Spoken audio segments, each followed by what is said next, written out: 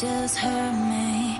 Just think about it, but you hold me like you don't wanna break. I need some space. Just think about it. Maybe separate. Everyone welcome back. I hope आप लोग सभी बेहतर होंगे, खुशहाल होंगे और मज़े में होंगे। अपने आप को एक छोटा सा गिफ्ट दे देना छुट्टियों में तो मुझे लगता है कि वो हम लोग के लिए काफ़ी ही खुशी दे सकता है। तो मैं गई थी इस वेकेशन पर अपने घर यानी कि मायके। तो जैसा कि पिछली वीडियो में आप लोगों ने देखा होगा और काफ़ी मेरे व्यूअर्स सब्सक्राइबर्स पूछ भी रहे थे कि आपका घर कैसे चेंज हो गया, जो किचन है वो कैसे चेंज हो गई। तो मैंने आप लोगों को बताया था कि मैं अपने मायके आई हुई हूँ। तो बस वहाँ 10 से 15 दिन रहने के बाद फिर मैं आई अपने घर, और घर आकर मुझे अपने घर को फिर से रीसेट करना था। काफ़ी सारे कपड़े वगैरह थे जो वॉश करने थे, घर को अच्छे से डस्ट फ्री करना था।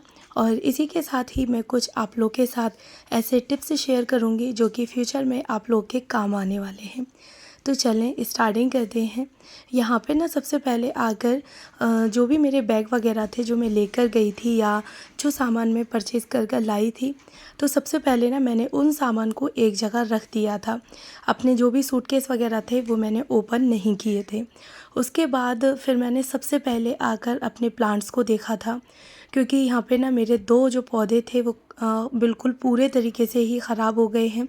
आप लोग देख ही सकते हैं कि सारी उसकी लीव्स वगैरह ख़राब हो गई हैं, मतलब सूख गई हैं। मनी प्लांट की भी काफ़ी सारी लीव्स पीली पड़ गई थी और कुछ तो ना जल भी गई थी। बस कुछ इसी तरह से हो जाता है कि घर को कुछ टाइम के लिए अगर हम लोग छोड़ दें तो जो प्लांट्स होते हैं ना उनको प्रॉपर केयर की ज़रूरत होती है। तो कभी तो इनको धूप ज़्यादा मिल गई या फिर पानी ज़्यादा मिल गया। तो बस इस तरह से मेरे काफ़ी सारे जो प्लांट्स थे वो आधे से ज़्यादा लगभग ख़राब हो चुके थे। तो बैग वगैरह को एक जगह रखने के बाद मैंने फटाफट से जो थी अपने प्लांट्स को देखा और उनकी जो मुझे पानी चेंज करना था और जो लीव्स उनकी बेकार हो चुकी थी तो उनको तोड़ दिया था मैंने, क्योंकि जो प्लांट्स की एनर्जी होती है फिर वो ना उन लीव्स में ही अपनी सारी एनर्जी को वेस्ट कर देते हैं। तो इसलिए जितनी भी ख़राब लीव्स थी उनको मैंने हटा दिया था, फिर से वॉश कर दिया। जो भी पानी वगैरह चेंज करना था वो पानी चेंज कर दिया और उसी के साथ ही पौधों में पानी को भी मैंने लगा दिया। उसके बाद फिर मैं आई थी अपने बेडरूम में। तो हम लोग ना रात में आए थे, तो रात में मैंने सारे सामान को ऐसे ही छोड़ दिया था। उसमें कुछ मतलब कोई भी मैंने क्लीनिंग वगैरह नहीं की थी। यहाँ फिर मैंने स्टार्टिंग की थी नेक्स्ट मॉर्निंग से। तो बाथ वगैरह लेने के बाद बच्चों को भी नहला दिया था, साथ में हस्बैंड चले गए थे अपने काम पर। तो यहाँ पे ना फिर मैंने बेड पे जितने भी हम लोग के कपड़े थे जो हम लोग पहन कर आए थे तो उनको ना मैंने एक जगह कर लिया था वॉश करने के लिए। और उसके बाद फिर यहाँ से स्टार्टिंग की थी मैंने अपने बेडरूम से क्लीनिंग की। तो काफ़ी हद तक तो नहीं, क्योंकि हम लोग कोई भी चीज़ हो यानी कि घर हो अपना, तो एक बार में तो हम उसको पूरे तरीके से क्लीन नहीं कर सकते हैं। थोड़े थोड़े एफ़र्ट्स लगा के ही हम अपने घर को अच्छे से क्लीन कर सकते हैं। तो बस यहाँ पे आज काम किया है, थोड़ा कल करूँगी। तो बस इस तरह से मेरा घर फिर से रीसेट हो जाएगा और साथ ही क्लीन भी हो जाएगा। तो जो भी कपड़े थे मुझे वॉश करने थे तो उनको मैंने लॉन्ड्री बास्केट में रख दिया था और साथ ही फिर मैंने यहाँ पे बेडशीट थी उसको भी उतार दिया था, क्योंकि काफ़ी टाइम से इसको मैं लगा के गई थी जाने से पहले, तो इस पे भी ना धूल मिट्टी वगैरह आ गई थी। अगर आप लोग कहीं वेकेशन पर जाते हैं तो कोशिश करें कि जो भी आपका बेड है आप उसको ना कवर कर दें। कोई भी आपके पास बेकार बेडशीट हो तो आप उससे ना अपने बेड के हेड को और बेडशीट को कवर कर सकती हैं। तो इससे ना जो भी बेड है वो ज़्यादा गंदा नहीं होगा। बेड के हेड को मैंने कवर कर दिया था इसलिए ज़्यादा गंदा नहीं हुआ था। तो बस आने के बाद मैंने यहाँ पे इसकी क्लीनिंग कर ली अच्छे से। साथ ही जो भी मैट्रेस थी तो उनको भी मैंने ब्रशल वाले ब्रश से क्लीन कर दिया था, क्योंकि बेडशीट लगी रहे फिर भी हल्की फुल्की डस्ट वगैरह मैट्रेस पे आ ही जाती है। तो बस मैट्रेस को भी मैंने यहाँ पे ब्रश की हेल्प से अच्छे से क्लीन कर दिया। और क्लीन करने के बाद मैंने यहाँ पे यूज़ किया है जो मैट्रेस प्रोटेक्टर होता है उसका। तो अगर आपकी मैट्रेस भी काफ़ी अच्छी हैं और महंगी आपने परचेज़ की हैं, तो कोशिश करें कि आप उनको बचाने के लिए डस्ट वगैरह से या फिर पानी वगैरह गिर जाता है, बच्चे वगैरह छोटे होते हैं, तो इस वजह से मतलब अपनी मैट्रेस को बचाने के लिए आप लोग ना उस पे प्रोटेक्टर का यूज़ कर सकते हैं। तो ये प्रोटेक्टर मुझे काफ़ी अच्छी लगी और इसमें इलास्टिक भी लगी होती है चारों साइड पे यानी कि कॉर्नर में। तो ये ना बिल्कुल भी हिलेगी डुलेगी भी नहीं।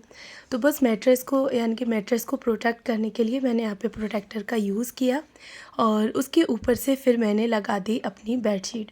तो इससे ये होगा कि बच्चे वगैरह अगर टॉयलेट कर भी देते हैं या फिर आपसे ही कोई भी चीज़ गिर जाती है पानी वगैरह, तो आपके जो मैट्रेस है वो बिल्कुल भी ख़राब नहीं होगी। इसी के साथ ही नेक्स्ट स्टेप है कि जब भी आप लोग अपने बेड शीट की टकिंग कर रहे हैं, तो बेडशीट की टकिंग करने के लिए ना आप लोग पहले एक साइड को फ़ोल्ड कर लें और उसके ऊपर ही आप लोग दूसरी साइड को भी फ़ोल्ड करें। इससे ये होगा कि आपकी जो बेडशीट है वो पूरे दिन काफ़ी अच्छे से रहने वाली है। आप उसको कितना भी खींचेंगे बट फिर भी वो ख़राब नहीं होगी, बच्चों के खेलने कूदने पर भी बिल्कुल भी नहीं बिगड़ेगी। तो यहाँ पे ना बेडशीट मैंने चेंज कर दी थी, साथ में पिलो, कुशन कवर वगैरह सारी चीज़ें ही चेंज कर दी थी, क्योंकि इतने दिन में डस्ट वगैरह आ जाती है।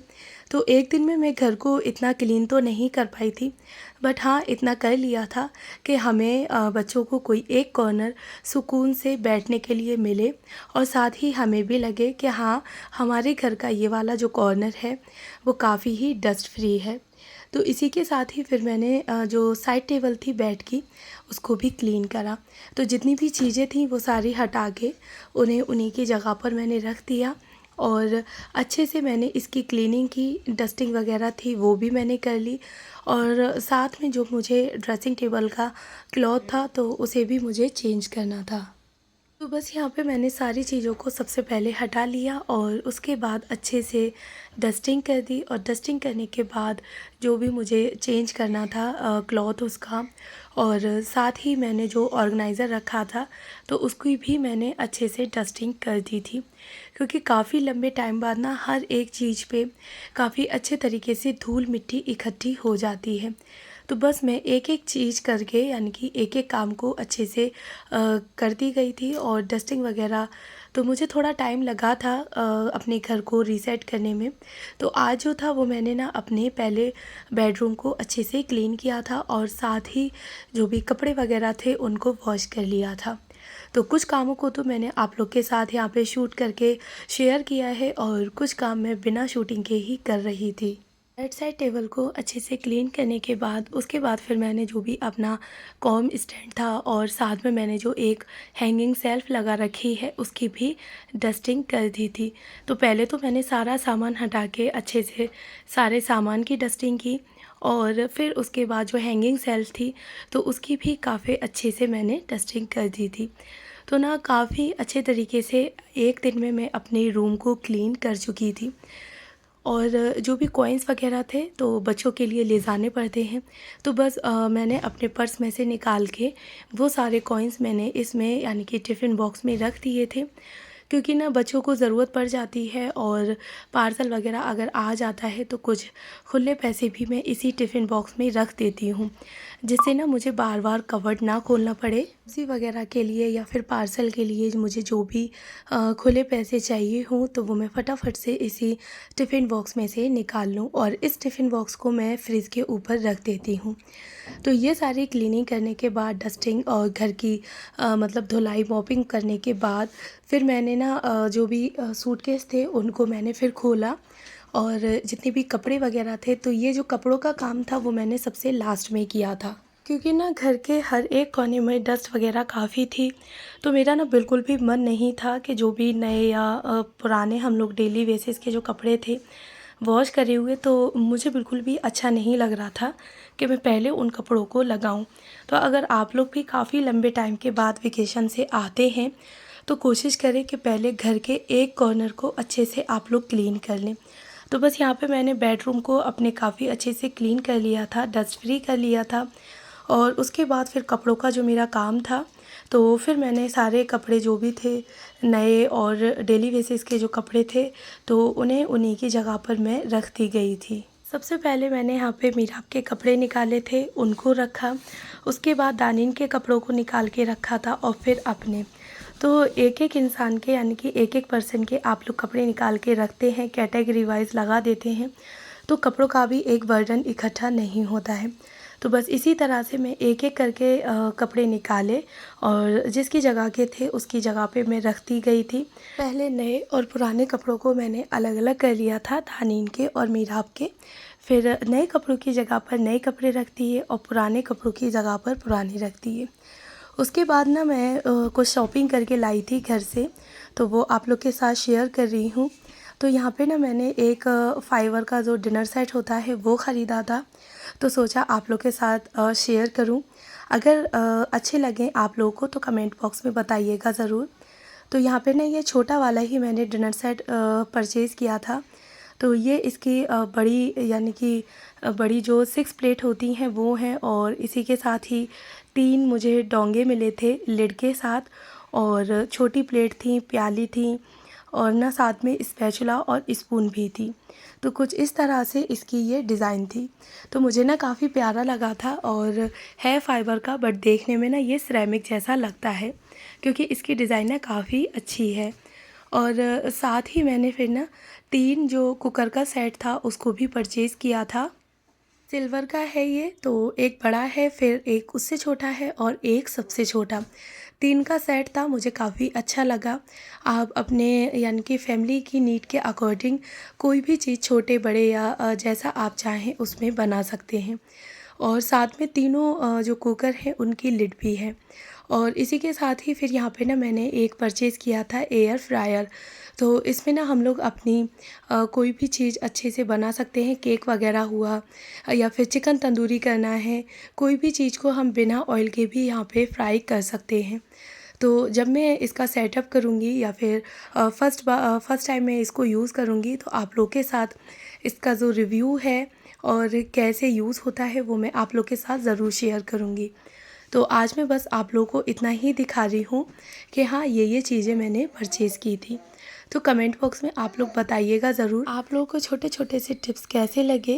वेकेशन से लौटने के बाद हम लोग अपने घर को रीसेट या ऑर्गेनाइज़ कैसे करें। साथ ही वीडियो पसंद आई हो तो वीडियो को लाइक करें, कमेंट करें और चैनल पर नए हैं, पहली बार हैं तो चैनल को सब्सक्राइब किए बिना ना जाएं।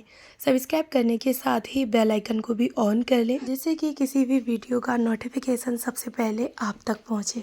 मिलती हूँ इसी तरह से नेक्स्ट और इंटरेस्टिंग सी वीडियो के साथ। तब तक आप लोग अपना ख्याल रखिएगा, खुश रहिएगा। वेकेशन से लौटने के बाद इन टिप्स के साथ अपने घर को अच्छे से ऑर्गेनाइज़ करिएगा और रीसेट करिएगा। तो चलें मिलती हूँ आपसे नेक्स्ट और इंटरेस्टिंग सी वीडियो के साथ। Bye bye, take care.